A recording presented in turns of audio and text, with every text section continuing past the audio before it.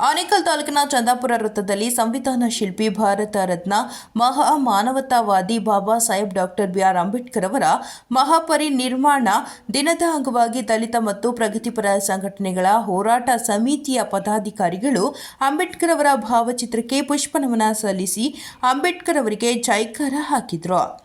ಇನ್ನು ಈ ವೇಳೆ ದಲಿತ ಮತ್ತು ಪ್ರಗತಿಪರ ಸಂಘಟನೆಗಳ ಹೋರಾಟ ಸಮಿತಿಯ ಅಧ್ಯಕ್ಷರಾದ ಗೂಳಿಮಂಗಲ ನಾಗಪ್ಪರವರು ಮಾತನಾಡಿ, ಅಂಬೇಡ್ಕರ್ ಅವರು ಈ ದೇಶಕ್ಕೆ ಹಾಗೂ ನಮ್ಮ ಸಾಮಾಜಿಕ ಬದುಕಿಗೆ ಅಗತ್ಯವಾದಂತಹ ಸಂವಿಧಾನವನ್ನು ಕೊಟ್ಟಿದ್ದಾರೆ.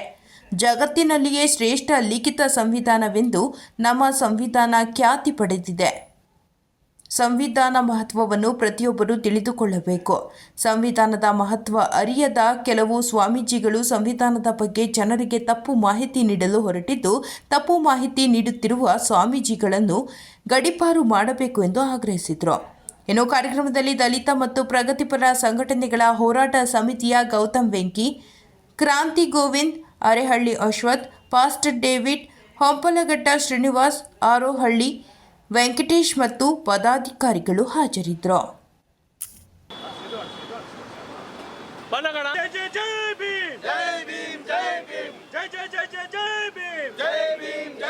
ಸಂವಿಧಾನ ಶಿಲ್ಪಿ ಅಂಬೇಡ್ಕರ್, ಸಂವಿಧಾನ ಶಿಲ್ಪಿ ಅಂಬೇಡ್ಕರ್, ಭಾರತ ರತ್ನ ಅಂಬೇಡ್ಕರ್, ಮಹಾ ಮಾನವತಾವಾದಿ ಅಂಬೇಡ್ಕರ್, ವಿಶ್ವ ಮಾನವ ಅಂಬೇಡ್ಕರ್, ವಿಶ್ವ ಮಾನವ ಅಂಬೇಡ್ಕರ್. ಜೈ ಭೀಮ್, ಜೈ ಭೀಮ್, ಜೈ ಜೈ ಜೈ ಜೈ ಜೈ ಭೀಮ್, ಜೈ ಭೀಮ್, ಜೈ ಭೀಮ್, ಜೈ ಜೈ ಜೈ ಜೈ ಜೈ ಭೀಮ್, ಜೈ ಭೀಮ್, ಜೈ ಭೀಮ್. ಸಂವಿಧಾನ ಶಿಲ್ಪಿ ಅಂಬೇಡ್ಕರ್, ಸಂವಿಧಾನ ಶಿಲ್ಪಿ ಅಂಬೇಡ್ಕರ್, ಮಾನವತಾವಾದಿ ಅಂಬೇಡ್ಕರ್, ಮಹಾ ಮಾನವತಾವಾದಿ ಅಂಬೇಡ್ಕರ್, ಮಹಾ ಮಾನವತಾವಾದಿ ಅಂಬೇಡ್ಕರ್.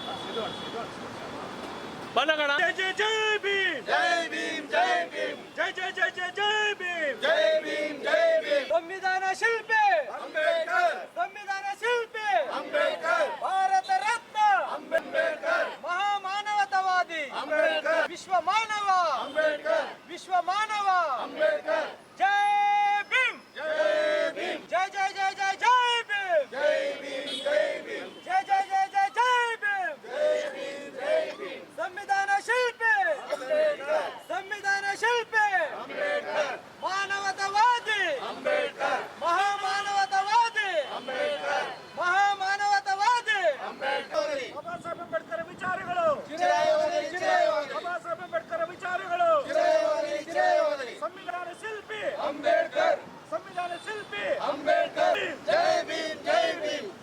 ಬಾಬಾ ಸಾಹೇಬ್ ಅಂಬೇಡ್ಕರ್ ಅವರ ವಿಚಾರಗಳು ಚಿರಾಯವಾಗಲಿ, ಚಿರಾಯವಾಗಲಿ, ಚಿರಾಯವಾಗಲಿ, ಚಿರಾಯವಾಗಲಿ. ಬಾಬಾ ಸಾಹೇಬ್ ಅಂಬೇಡ್ಕರ್ ವಿಚಾರಗಳು ಚಿರಾಯವಾಗಲಿ, ಚಿರಾಯವಾಗಲಿ. ಬಾಬಾ ಸಾಹೇಬ್ ಅಂಬೇಡ್ಕರ್ ವಿಚಾರಗಳು ಚಿರಾಯವಾಗಲಿ, ಚಿರಾಯವಾಗಲಿ. ಜೈ ಭೀಮ್, ಜೈ ಭೀಮ್.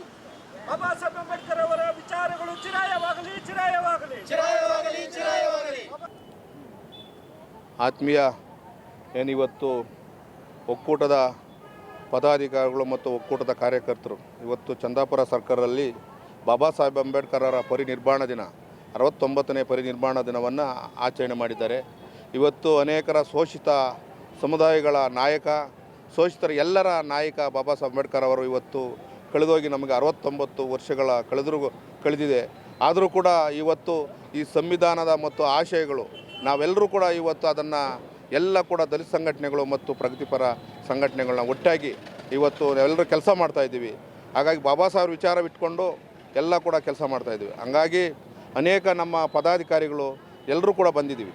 ಇವತ್ತು ನಾವು ಈ ದೇಶದ ಬಾಬಾ ಸಾಹೇಬರೇ ಈ ದೇಶದ ಸಂವಿಧಾನವನ್ನು ಬರೆದೇ ಹೋದರೆ ನಾವೆಲ್ಲರೂ ಕೂಡ ಯಾವ ಸ್ಥಿತಿಯಲ್ಲಿದ್ದೀವಿ ಅಂತ ನಾವೆಲ್ಲ ಕೂಡ ಆಚರಣೆ ತಿಳ್ಕೊಬೇಕಾಗ್ತೈತೆ. ಹಾಗಾಗಿ ನಾವೆಲ್ಲರೂ ಕೂಡ ಈ ಸಂವಿಧಾನದ ಪಿತಾಮಹರಾದ ಬಾಬಾ ಸಾಹೇಬರನ್ನು ನೆನೀತಾ ಇವತ್ತು ಅನೇಕ ಸ್ವಾಮೀಜಿಗಳು ಹೇಳ್ತಾರೆ, ಒಂದು ಕಡೆ ಸಂವಿಧಾನ ಬರೆದಿದ್ದೇ ಸರಿಯಿಲ್ಲ, ಸಂವಿಧಾನ ಸರಿಯಿಲ್ಲ ಅಂತ ಸ್ವಾಮೀಜಿಗಳು ಹೇಳ್ತಾರೆ. ಹಾಗಾದರೆ ಇವ್ರು ಯಾವ ಸಂವಿಧಾನದಲ್ಲಿ ಬದುಕಿದ್ದಾರೆ ಇಷ್ಟು ವರ್ಷ? ಇವು ಯಾವ ಸಂವಿಧಾನದಲ್ಲಿ ಇದ್ದರು? 69 ವರ್ಷಗಳು ಕಳೆದರೂ ಕೂಡ ಅವರು ಇದುವರೆಗೂ ಕೂಡ ಸಂವಿಧಾನಕ್ಕೆ ಕೊಡಲಿ ಏಟು ಬೀಳ್ತಾನೆ ಇರ್ತೈತೆ, ಕೊಡಲಿ ಏಟು ಆಗ್ತಾನೆ ಇದ್ದಾರೆ. ಇವತ್ತು ಕೂಡ ಮನುವಾದಿಗಳ ಮನಸ್ಸಲ್ಲಿ ಇವತ್ತು ಇಡೀ ಮನುವಾದಿಗಳ ಮನಸ್ಸು ಕೂಡ ಅವರ ಸ್ಥಿತಿಗಳು ಸರಿಯಿಲ್ಲ. ಇವತ್ತು ಮನುವಾದಿಗಳು ಸಂವಿಧಾನವನ್ನು ಬದಲಾವಣೆ ಮಾಡೋದಕ್ಕೆ ಅಂತ ಬಂದಂಥವರು ಇವತ್ತು ಯಾವ ಸ್ಥಿತಿಗೆ ಹೋಗಿದ್ದಾರೆ ಅಂತ ನೀವು ತಿಳ್ಕೊಬೇಕಾಗ್ತದೆ. ಯಾಕಂದರೆ ಈಗಾಗಲೇ ಹಿಂದೆ BJP ಸಂಸದರು ಹೇಳಿದ್ರು, ಹಿಂದೆ BJP ಅವರು ಅನೇಕ ಬಾರಿ ಇದನ್ನ ಸಂವಿಧಾನ ಬದಲಾವಣೆ ಮಾಡೋಕ್ಕೆ ಬಂದಿದ್ದಂತ ಹೇಳಿ ಇವತ್ತು ಯಾವ ಸ್ಥಿತಿಗೆ ಹೋಗಿದ್ದಾರೆ ಅಂತ ತಾವು ಅರ್ಥ ಮಾಡ್ಕೋಬೇಕಾಗ್ತದೆ. ಸ್ವಾಮೀಜಿಗಳಿಗೆ ಇದುವರೆಗೂ ಕೂಡ ಅರೆಸ್ಟ್ ಮಾಡಿಲ್ಲ. ಆಮೇಲೆ ಈ ಸರ್ಕಾರ ಇವತ್ತು ರಜಾ ಘೋಷಣೆ ಮಾಡಬೇಕಾಯಿತು. ಬಾಬಾ ಸಾಹೇಬರ ಸಂವಿಧಾನ ಬರೆದಂಥ ದಿನ ಡಿಸೆಂಬರ್ 6 ಏನು ಇವತ್ತು ರಜಾ ಘೋಷಣೆ ಮಾಡಬೇಕಾಯಿತು. ಮಾತೃಪಿತ ಬಾಬಾ ಸಾಹೇಬರು ಇವತ್ತು ನಮ್ಮನ್ನು ಅಗಲಿ ಹೋಗಿದ್ದಾರೆ ಅಂಥೇಳಿ ಇಡೀ ದೇಶಕ್ಕೆ ಗೊತ್ತಾಗಬೇಕಾಯಿತು. ಇವತ್ತು ಸರ್ಕಾರಿ ನೌಕರರ ಕಚೇರಿಗಳಲ್ಲಿ ಇವತ್ತು ಆಚರಣೆ ಎಲ್ಲರಿಗೂ ತಿಳುವಳಿಕೆ ಹೇಳಬೇಕಾಯಿತು. ಇವತ್ತು ಸರ್ಕಾರ ಇವತ್ತು ಸಮಾವೇಶಗಳು ಮಾಡೋಕೆ ಹೊರಟಿದೆ. ಅವರು ಬರಬೇಕಾದಾಗ ಬಾಬಾ ಸಾಹೇಬರ ಫೋಟೋ ಹಿಡ್ಕೊಂಡು ಬಂದರು, ಬಾಬಾ ಸಾಹೇಬರ ಸಂವಿಧಾನ ಹೇಳ್ಕೊಂಡು ಬಂದರು. ಇವತ್ತು ಸಂವಿಧಾನನ ಮರೆತು ಒಂದು ಕಡೆ ಬಾಬಾ ಸಾಹೇಬನ ಮರೆತು ಇವತ್ತು ಅವ್ರದ್ದೇ ಆದಂಥ ಸಮಾವೇಶಗಳು ಮಾಡೋಕೆ ಹೊರಟಿದೆ ಸರ್ಕಾರ. ಇಂಥ ಸರ್ಕಾರಕ್ಕೆ ಮುಂದಿನ ದಿನಗಳಲ್ಲಿ ಬಾಬಾ ಸಾಹೇಬ ನೀವು ಒಂದು ವೇಳೆ ನೀವೇನು ಮರೆತೇ ಆದರೆ ಮುಂದಿನ ದಿನಗಳಲ್ಲಿ ನಮಗೆ ಏನು ಎಚ್ಚರಿಕೆ ಗಂಟೆ ಕೊಡ್ತಾ ಇದ್ದೀವಿ. ಮುಂದಿನ ದಿನಗಳಲ್ಲಿ ನೀವು ಏನು ಇವತ್ತು ಭಾರತೀಯ ಜನತಾ ಪಾರ್ಟಿ ಯಾವ ಸ್ಥಿತಿಯಲ್ಲಿ ಇದ್ದೀವಿ ಆ ಸ್ಥಿತಿಗೆ ಹೋಗ್ತೀರಿ ಅಂತೇಳಿ ನಾನು ಈ ಮಾಧ್ಯಮ ಮಿತ್ರರ ಮುಂದೆ ನಾನು ಘೋಷಣೆಯಾಗಿ ಹೇಳ್ತಾ ಇದ್ದೀನಿ. ಮುಂದಿನ ದಿನಗಳಲ್ಲಿ ದಲಿತ ಸಂಘಟನೆಗಳ ಒಂದಾಗ್ತಾ ಇದ್ದೀವಿ. ದಲಿತ ಸಂಘಟನೆಗಳ ಒಂದಾಗಿ ಇವತ್ತು ರಜಾ ಘೋಷಣೆ ಮಾಡಬೇಕಾಯಿತು. ಸಿದ್ದರಾಮಯ್ಯನವರ ಕನಸು ಇವತ್ತು ಅಹಿಂದ ಅಂತ ಹೇಳ್ಕೊಂಡು ಇವತ್ತು ನಮ್ಮ ಬಾಬಾ ಸಾಹೇಬರಿಗೆ ಕೊಡ್ಲಿ ಪೆಟ್ಟು ಅಂತ ಹಾಕೋದಕ್ಕೆ ಹೊರಟಿದ್ದಾರೆ. ಇಂಥದ್ದು ನಮಗೆ ಬೇಕಾಗಿಲ್ಲ.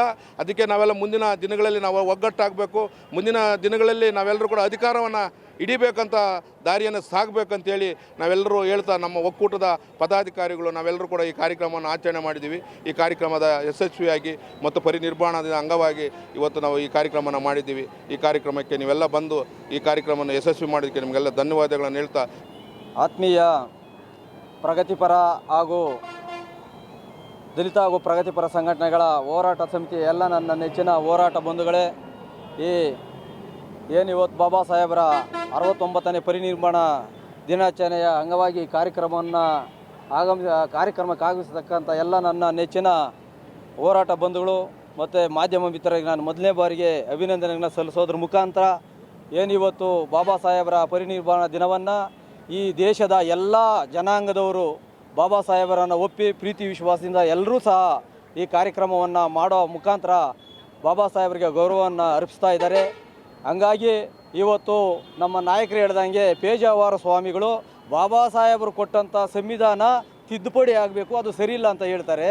ಇವರು ಯಾವ ಸ್ವಾಮೀಜಿ? ಇವರು ಜಾತಿಗಳ ಮೇಲೆ ವಿಷ ಬೀಜವನ್ನು ಬಿತ್ತಂಥ ಸ್ವಾಮೀಜಿ. ಇವರು ಸ್ವಾಮೀಜಿ ಅಲ್ಲ. ಇವರು ಭಾರತ ದೇಶದಲ್ಲಿ 130 ಕೋಟಿ ಜನ ಸಂವಿಧಾನವನ್ನು ಗೌರವಿಸಿ ಅದರಲ್ಲಿ ಸಂವಿಧಾನದ ಅಡಿಯಲ್ಲಿ ಬದುಕ್ತಾ ಇರೋವಂಥ ಸಮಯದಲ್ಲಿ ಇವರು ಸಂವಿಧಾನ ಸರಿಯಿಲ್ಲ ಅಂದರೆ ಇವರು ಭಾರತ ದೇಶದಲ್ಲಿ ಇರೋದಕ್ಕೆ ಅನಾಲಾಯಕ.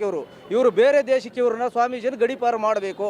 ಈ ದೇಶದಲ್ಲಿ ಇರೋದಕ್ಕೆ ಅವರು ಅನಾಲಾಯಕ ಸ್ವಾಮೀಜಿಗಳಿದ್ದಾರೆ. ಎಲ್ಲ ಜನಾಂಗವನ್ನು ಒಂದುಗೂಡಿಸಿ ಒಂದು ವಿಶ್ವಾಸದಲ್ಲಿ ಹೋಗುವಂಥ ಒಂದು ಮನೋಭಾವದಲ್ಲಿ ಸ್ವಾಮೀಜಿಗಳಿರೋವಾಗ ಈ ಸ್ವಾಮೀಜಿ ಯಾರೋ ಒಂದು ಉಳುತ್ತರ ಕೆಟ್ಟ ವಿಷದ ಉಳುತ್ತರ ಉಟ್ಕೊಂಡು ಸಂವಿಧಾನಕ್ಕೆ ಕೆಟ್ಟ ಕಳಂಕವನ್ನು ತರ್ತಾ ಇದ್ದಾರೆ ಸ್ವಾಮೀಜಿ. ಕೂಡಲೇ ಆ ಸ್ವಾಮೀಜಿ ಭಾರತ ದೇಶದ 130 ಕೋಟಿ ಜನರನ್ನು ಕ್ಷಮೆ ಕೇಳಬೇಕು. ಇದು ನಮ್ಮ ಒತ್ತಾಯ ಅಂತ ಹೇಳ್ತಾ, ದಲಿತ ಹಾಗೂ ಪ್ರಗತಿಪರ ಸಂಘಟನೆಗಳ ಒಕ್ಕೂಟ ಆನೇಕಲ್ಲು ಇವತ್ತು ಎಲ್ಲ ತಾಲೂಕಿನ ಎಲ್ಲ ರಾಜ್ಯ ಮಟ್ಟದ ಜಿಲ್ಲಾ ಮಟ್ಟದ ಪದಾಧಿಕಾರಿಗಳು ಇಲ್ಲೆಲ್ಲ ವೇದಿಕೆಯಲ್ಲಿ ಇರೋರು ಎಲ್ಲ ಒಟ್ಟಿಗೆ ಇದ್ದೀವಿ. ಎಲ್ಲರಿಗೂ ಅಭಿನಂದನೆಗಳು ಹೇಳ್ತಾ ಈ ಮಾಧ್ಯಮ ಮಿತ್ರರು ಕೂಡ ಅಭಿನಂದನೆ ಹೇಳ್ತೀನಿ. ಇವತ್ತು ಬಾಬಾ ಸಾಹೇಬ್ ಅಂಬೇಡ್ಕರ್ ಅವರು ನಮ್ಮನ್ನು ಬಿಟ್ಟು ಅಗಲಿದ ದಿನ. ಇವತ್ತು ಇಡೀ ದೇಶ ಪೂರ್ತಿ ಎಲ್ಲ ಕಡೆಯೂ ಬಾಬಾ ಸಾಹೇಬ್ ಅವರು ನೆನೆಸ್ಕೊಂಡು ಇವತ್ತು ಹೋರಾಟಗಾರರು ಏನಿದ್ದಾರೆ ರಾತ್ರಿ ಆಗಲು ಸುಮಾರು 20-30 ವರ್ಷಗಳಿಂದ ಹೆಚ್ಚು ಕಡಿಮೆ 40-50 ವರ್ಷಗಳಿಂದ ಹೋರಾಟ ಮಾಡಿದವರೆಲ್ಲ ಇವತ್ತು ಬಾಬಾ ಸಾಹೇಬ್ ಅಂಬೇಡ್ಕರ್ ಅವರನ್ನು ನೆನೆಸ್ಕೊಂಡು ಎಲ್ಲ ಕಡೆಯೂ ಅವರ ಪರಿನಿರ್ವಾಣ ದಿನವನ್ನು ಇವತ್ತು ಆಚರಣೆ ಮಾಡ್ತಾಯಿದ್ದೀವಿ. ಆದರೆ ಬಾಬಾ ಸಾಹೇಬ್ ಅಂಬೇಡ್ಕರ್ ಅವರು ಬರೆದಂಥ ಸಂವಿಧಾನ ಇದುವರೆಗೂ ಜಾರಿ ಆಗಲಿಲ್ಲ. ಜಾರಿ ಆಗಬೇಕಂತ ಹೇಳ್ಬಿಟ್ಟು ಸುಮಾರು ಜನ ಇಡೀ ರಾಜ್ಯದಲ್ಲಿ ಹೋರಾಟಗಾರರು ಹೋರಾಟ ಮಾಡ್ತಾನೇ ಇದ್ದಾರೆ. ಆದರೆ ಜಾರಿಯಾಗಿದ್ದರೆ ಇವತ್ತು ನಮ್ಮ ದೇಶದಲ್ಲಿ ನಾವು ಯಾರು ಬಡವರು ಇರ್ತಾ ಇರಲಿಲ್ಲ, ಕೀಳು ಮೇಲು ಇರ್ತಾ ಇರಲಿಲ್ಲ. ಜಾತಿಗಳನ್ನೋದು ಅದು ಪೂರ್ತಿ ಸರ್ವನಾಶ ಆಗ್ತಾಯಿತ್ತು. ಇವತ್ತು ಇದ್ರ ಮಧ್ಯದಲ್ಲಿ ಒಬ್ಬ ಬ್ರಾಹ್ಮಣರು, ಆದರೆ ಪೇಜಾವರ ಶ್ರೀಗಳು ಹೇಳ್ತಾರೆ ಸಂವಿಧಾನದಲ್ಲಿ ನಮಗೆ ನಮಗೆ ಅನುಕೂಲವಾದಂಥ ಕಾನೂನಿಲ್ಲ ಅಂತ ಹೇಳ್ತಾ ಇದ್ದಾರೆ. ಮತ್ತು 2000 ವರ್ಷಗಳಿಂದ ನಮ್ಮನ್ನು ಯಾವ ರೀತಿ ಆಳಿದ್ರು, ಯಾವ ರೀತಿ ನಡ್ಕೊಂಡ್ರು, ನಮ್ಮನ್ನು ಯಾವ ರೀತಿ ಊರಿಂದ ಹೊರಗಡೆ ಇಟ್ಟರು, ಯಾವ ರೀತಿ ನಮಗೆ ಹಿಂಸೆಗಳನ್ನು ಕೊಟ್ಟರು, ಹಾಕ್ಕೊಳ್ಳೋಕೆ ಬಟ್ಟೆ ಇಲ್ದಿರ ಮಾಡಾಕಿದ್ರು, ಊರು ಒಳಗಡೆ ಬಿಟ್ಟಿಲ್ಲ. ಅವ್ರು ನಮ್ಮ ನೆರಳು ಕಂಡ್ರೂ ಅವ್ರಿಗೆ ಆಗ್ತಾ ಇರಲಿಲ್ಲ, ದೇವಸ್ಥಾನಗಳಿಗೆ ಬಿಡ್ತಾ ಇರಲಿಲ್ಲ. ಮತ್ತು ನಾವು ಹೆಂಗೆ ಬದುಕಿರಬೇಕು? ನಾಯಿ ನರಿಗಳಿಗೆ ನೀರು ಮುಟ್ಟೋ ಅಧಿಕಾರ ಇತ್ತು, ನೀರು ಕುಡಿಯೋ ಅಧಿಕಾರ ಇತ್ತು ಕೆರೆ ಕುಂಟೆಗಳಲ್ಲಿ. ಆದರೆ ನಮಗೆ ನೀರು ಕುಡಿಯೋದಲ್ಲೇ ಊರು ಒಳಗಡೆ ಹೋಗಿ ಅನ್ನ ತಿನ್ನೋಕ್ಕೂ ನಮಗೆ ಪರ್ಮಿಷನ್ ಇರಲಿಲ್ಲ. ನಾವು ಈ ರೀತಿ ಬದುಕಬೇಕಾದ್ರೆ ನಮಗೆ ಸಂವಿಧಾನ ಬಾಬಾ ಸಾಹೇಬ್ ಅಂಬೇಡ್ಕರ್ ಅವರು ತಂದು ಕೊಟ್ಟಿದ್ದಾರೆ. ಅದರಲ್ಲಿ ಅವ್ರಿಗೇನೂ ಅನ್ಯಾಯ ಆಗಿಲ್ಲ, ಇದುವರೆಗೂ ಯಾವುದೇ ರೀತಿ ಅನ್ಯಾಯ ಆಗಿಲ್ಲ. ಅವ್ರಿಗೇನು ಕೊಡಬೇಕಾಗಿತ್ತು ಮೀಸಲಾತಿ, ಅದರಲ್ಲೂ ಅವ್ರಿಗೂ ಮೀಸಲಾತಿ ಇದೆ, ಎಲ್ಲರಿಗೂ ನಮಗಿದ್ದಂಗೆ ಅವ್ರಿಗಿದೆ. ಈಗ ಮತ್ತೆ ಲಾಸ್ಟ್ ಟೈಮ್ ಮೊನ್ನೆ ಮೀಸಲಾತಿ ಕೊಡಬೇಕಾದ್ರೆ 10% ತೊಗೊಂಡಿದ್ದಾರೆ ಅವರೇನೆ, ಅವ್ರಿಗೇನು ಮೋಸ ಆಗಿಲ್ಲ. ಆದರೂ ಕೂಡ ನಮ್ಗೆ ಅನುಕೂಲ ಇಲ್ಲ ಅಂತ ಹೇಳ್ತಾರೆ. ಯಾಕಂದರೆ ಬಾಬಾ ಸಾಹೇಬ್ ಅಂಬೇಡ್ಕರ್ ಅವರು ಬರೆದಂಥ ಸಂವಿಧಾನದಲ್ಲಿ ಅವ್ರಿಗೆ ಕಾನೂನು ಬೇಕು, ಕಚೇರಿ ಬೇಕು, ಅವ್ರಿಗೆ ಮಾತಾಡೋದಕ್ಕೆ ಎಲ್ಲ ರೀತಿಯ ಹಕ್ಕುಗಳು ಬೇಕು. ಸಂವಿಧಾನ ಮಾತ್ರ ಬೇಡ, ಸಂವಿಧಾನ ಅನುಕೂಲ ಇಲ್ಲ ಅಂತ. ಮತ್ತು ನಮಗೆ ಇಷ್ಟೆಲ್ಲ ವರ್ಷಗಳಿಂದ ನಾವು ಅನುಭವಿಸಿದ ನೋವುಗಳು ಅವ್ರಿಗೆ ಕಣ್ಣಿಗೆ ಗೊತ್ತಾಗ್ತಾ ಇಲ್ಲ. ಆಗಿರಬೇಕಾದ್ರೆ ನಮ್ಮ ಸಂವಿಧಾನ ಅವ್ರಿಗೆ ಒಪ್ಕೊಳ್ಳೋಕೆ ಇಷ್ಟ ಇಲ್ಲ ಅಂದರೆ ಈ ದೇಶ ಬಿಟ್ಟು ತೊಲಗ್ಬೋದು. ಯಾಕಂದರೆ ಎಲ್ಲಿಂದ ಬಂದಿದ್ದಾರೆ ಅಲ್ಲಿಗೆ ಹೋಗ್ಬಿಟ್ರೆ ನಮ್ಮ ಸಮಸ್ಯೆನೂ ಕ್ಲಿಯರ್ ಆಗಿಬಿಡ್ತದೆ. ಯಾಕಂದರೆ ಕೇಳು ಮೇಳು ಜಾತಿ ಭೇದ ಅವೆಲ್ಲ ನಮ್ಗೆ ಯಾವುದೂ ಸಿಗೋದಿಲ್ಲ. ಎಲ್ಲರೂ ಇಡೀ ದೇಶ ಪೂರ್ತಿ ನಾವು ಅಣ್ಣ ತಮ್ಮಂದ್ರಿದ್ದಂಗೆ ಇರ್ತೀವಿ. ಯಾಕಂದರೆ ವಿಷ ಬಿತ್ತೋರು ಅವರೇನೆ, ವಿಷ ಬೀಜ ಹಾಕ್ದವ್ರು ಅದು ಬೆಳೆಸ್ತಾ ಇರೋದು ಅವರೇನೆ, ಈಗ ಅದನ್ನು ಹಂಚ್ತಾ ಇರೋದು ಅವರೇನೆ. ಹಾಗಾಗಿ ಇಡೀ ಪ್ರಪಂಚನೇ ಅವರಿಂದನೇ ದೇಶ ಹಾಳಾಗಿರೋದು. ಜೊತೆಗೆ ಅವರಂದರೆ ಪೂರ್ತಿ ಅವ್ರ ಮೇಲೆ ಅಲಿಗೇಷನ್ ಮಾಡ್ತಾಯಿಲ್ಲ. ಅದರಲ್ಲಿ ಬಾಬಾ ಸಾಹೇಬ್ ಅಂಬೇಡ್ಕರ್ ಅವ್ರಿಗೇ ಅವರು ಸಮುದಾಯದಲ್ಲಿ ಎಷ್ಟೋ ಜನ ಹೆಲ್ಪ್ ಮಾಡಿದ್ದಾರೆ. ವಿದ್ಯಾಭ್ಯಾಸ ಮಾಡಬೇಕಾದ್ರೆ ಅವ್ರಿಗೆ ಅನುಕೂಲ ಮಾಡಿಕೊಟ್ಟಾರೆ, ಅವ್ರಿಗೆ ನೆರಳಾಗಿ ನಿಂತಿದ್ದಾರೆ. ವಿದ್ಯಾಭ್ಯಾಸ ಮಾಡಬೇಕಾದ್ರೆ ಅಂಬೇಡ್ಕರ್ ಸಾಹೇಬರಿಗೆ ಎಷ್ಟೋ ಸಹಾಯ ಮಾಡಿದ್ದಾರೆ. ಹಾಗಾಗಿ ಅಂಥವ್ರು ಮಹಾನುಭಾವರು ಇನ್ನೂ ಕೆಲವರು ಇದ್ದಾರೆ. ನಾವೆಲ್ಲರಿಗೂ ಆ ಥರ ಹೇಳ್ತಾ ಇಲ್ಲ. ಯಾರು ಅಂಬೇಡ್ಕರ್ ಸಾಹೇಬ್ರನ್ನ ವಿರೋಧ ಮಾಡ್ತಾರೋ ಅಂಥವ್ರು ಈ ದೇಶ ಬಿಟ್ಟು ತೊಲಗ್ಬೋದು, ನಮ್ಮದೇನು ಅಭ್ಯಂತರ ಇಲ್ಲ. ಅವರು ತೊಲಗಿದ್ರೆ ನಮ್ಮ ದೇಶಕ್ಕೆ ಇನ್ನೂ ಒಳ್ಳೆಯದಾಗ್ತದೆ ಅಂತ ಹೇಳಿ ನಾನು ಭಾವಿಸ್ತೀನಿ. ಹಾಗೆ ಮುಂದಿನ ದಿನಗಳಲ್ಲಿ ನಾವು ಇತ್ತೀಚೆಗೆ ತುಂಬ ಹೋರಾಟಗಳನ್ನು ಮಾಡ್ಕೊಂಡು ಬರ್ತಾಯಿದ್ವಿ. ಆ ಹೋರಾಟಕ್ಕೆ ತಕ್ಕಂಗೆ ಈ ತಾಲೂಕಿನ ಸರ್ಕಾರಿ ಅಧಿಕಾರಿಗಳು ಸ್ಪಂದಿಸಿಲ್ಲ ಅಂದರೆ ಮುಂದಿನ ದಿನಗಳಲ್ಲಿ ಅತಿ ಶೀಘ್ರದಲ್ಲೇ 10ನೇ ತಾರೀಕು ಒಂದು ಸಭೆಯನ್ನು ಕರೀತಾ ಇದ್ದೀವಿ. ಆ ಸಭೆಯ ಮುಖಾಂತರ ತಿರ್ಗಾ ಮತ್ತೆ ಯಾವ ಇಲಾಖೆಯವರು ನಮ್ಮ ಈ ಸಮುದಾಯಕ್ಕೆ ತೊಂದರೆ ಕೊಡ್ತಾಯಿದ್ದೋ ಅವರು ವಿರುದ್ಧವಾಗಿ ಪ್ರತಿಭಟನೆಗಳು ಮಾಡೋದಕ್ಕೆ ಸಜ್ಜಾಗಿದ್ದೀವಿ. 10ನೇ ತಾರೀಕು ನೋಡಿಕೊಂಡು ಅವರು ಒಂದು ಮೀಟಿಂಗ್ ಕರೆದಿದ್ದಾರೆ. ಅದರ ನೋಡಿ ಕಾರ್ಯಕ್ರಮ ಯಾವ ರೀತಿ ಮಾಡಬೇಕಂತ ಸಭೆ ಮಾಡಿ ಚರ್ಚೆ ಮಾಡಿ ಎಲ್ಲ ತೀರ್ಮಾನ ಮಾಡ್ತೀವಿ ಅಂತ ಹೇಳಿ ನನ್ನ 2 మాటలు ముగిస్ತೀನಿ. జై భీమ్, జై బుద్ధ, జై భారత్. వచ్చిన పెద్దలకందరికీ నా గులిమంగళ నాగన్నకు, తర్వాత సహోదరులందరికీ నా యొక్క వందనములు. ముఖ్యంగా ఈ 69 అంబేద్కర్ యొక్క వర్ధంతి దినంగా మేము జ్ఞాపకం చేసుకునే మంచి సమయం స్తోత్రములు. ఈ మంచి సమయంలో డాక్టర్ అంబేద్కర్ రాసిన రాజ్యాంగాన్ని తీసివేయాలని చెప్పి కొన్ని రాజ్యాంగ కుతంత్రాలు లోపల జరుగుతూ ఉంది. అలాంటి కుతంత్రాలు చేసే దురాత్మ శక్తుల్ని దాన్ని అణిచివేయాలని చెప్పి మేము పోరాటం చేయాలనుకుంటున్నాం. అది గాన ఇంతకుముందు ఒక మాట వచ్చింది, రాజ్యాంగంలో చాలా మార్పులు చేయాలని. ఈ మార్పులు కానీ జరిగితే మాత్రం ఈ పోరాట సమితి ఎంతవరకు అంత ఐక్యత కలిగి ఎంతవరకు మేము పోరాడాలనో అంతవరకు పోరాడి మా ప్రాణాలు పోయినా కూడా సరే దీని ఒక రాజ్యాంగం నిలిపేదానికి మేము ముఖ్యంగా వద్దుంటున్నాము. దీనికి విరోధంగా వేస్తున్న వాళ్ళందరినీ కూడా ఈ దేశం నుంచి తరిమి అవ్వాల. వందే భారత్ వందే ఇదని చెప్తూ ఉంటారు. వందే భారత్ వందే ఇదంటే ఏం అర్థము అంటే దళితులు గీతులు అంతా ఒకటే కదా. దీనంతా ఎందుకు దూరం చేస్తూ ఉంటారు? ఇప్పుడు కూడా చాలా గ్రామాల్లో అంటిదాంతరం ఉంది. ఇప్పుడు చాలా గ్రామాల్లో గుళ్ళకు పోలేకుండా పరిస్థితిలో ఉంటారు. ఇప్పుడు కూడా చాలా గ్రామాల్లో లోపల పోతే గుడ్డలు కట్టుకొని చెప్పులు వేసుకొని పోయే పరిస్థితిలో ఉంది. ఇలాంటి ఆలోచనలంతా ఉంది. ఇంకా ఇవంతా రాజ్యాంగం ఏమీ చేయలేదు.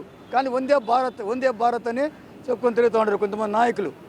ఎంతవరకు సమంజసమో ఆ నాయకులకి తెలియాలి. వాళ్ళు రాత్రులు నిద్రపోయేటప్పుడు ఆలోచించాలా, ఈరోజు ఏం మాట్లాడినాము, దీన్ని బట్టి ఏముంది అని ఆలోచిస్తే వాళ్ళకి తెలుస్తుంది. కానీ అంబేద్కర్ చేసిన రాజ్యాంగాన్ని మాత్రం దానికి విరోధంగా లేస్తే మాత్రం మేము ఊరికేది మాత్రం ఉండేలేదు. ఐక్యత కలిగి దీని వంతులు ఎంతవరకు పోరాడాలో అంతవరకు మేము పోరాడడానికి చేస్తున్నాం. జై భారత్, జై భీమ్.